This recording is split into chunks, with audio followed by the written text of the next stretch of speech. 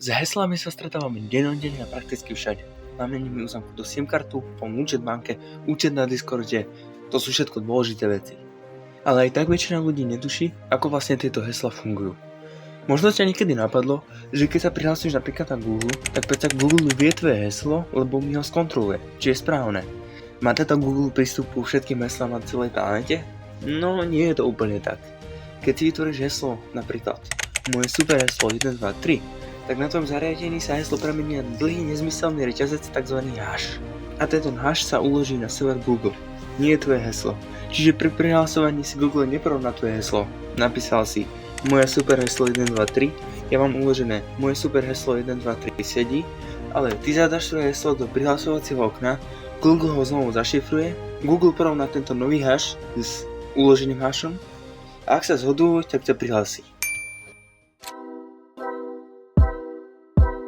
V roku 1903 sa taliansky rádiový priekopník Guglielmo Marconi predviesť nevydaný kúsok.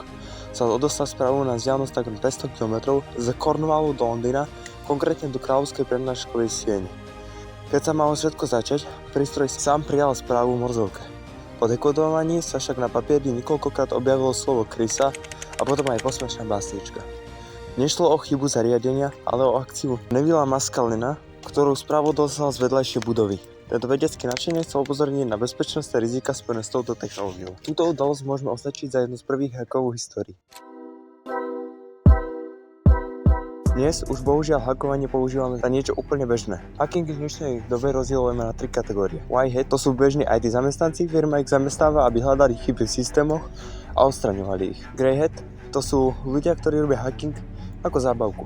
Porušujú síce pravidlá, ale škodiť nechcú. Blackhat, to sú ľudia alebo celé spoločnosti, ktoré kradnú osobné údaje, heslá a potom ich buď predávajú na dark weboch alebo žiadajú výpalné. O nich sa chvíľku pobavíme. Dostať sa do tvojho počítača nie je maličkosť. Hackeri na to využívajú rôzne spôsoby. Napríklad sa snažia heslo uhádnuť. Áno, používajú špeciálne slovníky s najpoužívanejšími heslami a pomocou výkonných počítačov dokážu skúsiť miliardu pokusov každú sekundu. Ale vďaka dvojfázovému overeniu či zablokovaniu účtu pri 10 pokusov je prakticky nemožné prelomiť účet týmto spôsobom. Hackeri vedia, že najslabším článkom celého zabezpečenia je človek. Preto najčastejšie skúšajú rôzne spôsoby, ako napríklad falošné maily, infikované USB kľúče, verejné Wi-Fi či hry, ktoré okrem hry majú v sebe aj infikovaný malware. Ak sa hacker dostane do tvojho počítača, nemusí sa hneď začať toto. Hacker môže napríklad využívať len výkon tvojho počítača, napríklad na ťažení kryptomien. V horšom prípade dokáže ukradnúť napríklad hesla od tvojho bankového účtu a doslova ti vykradne účet.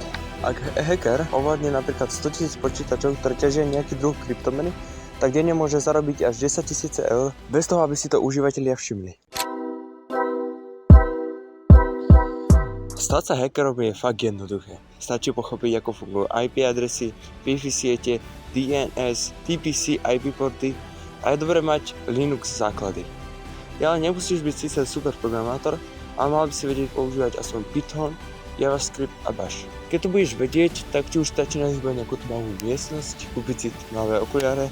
Počkaj, ty chceš byť naozaj hacker? Je to mimochodom trestný čin, za ktorý hrozí celkom dlhý pobyt v chládku. Ale mám pre teba dobrú správu. Môžeš sa napríklad zapojiť do programov ako Bug Bounty a zarábať za každú nájdenú chybu v systéme. Firmy ako Google, Microsoft či Tesla bežne platia až 1000 eur za jednu zraniteľnosť.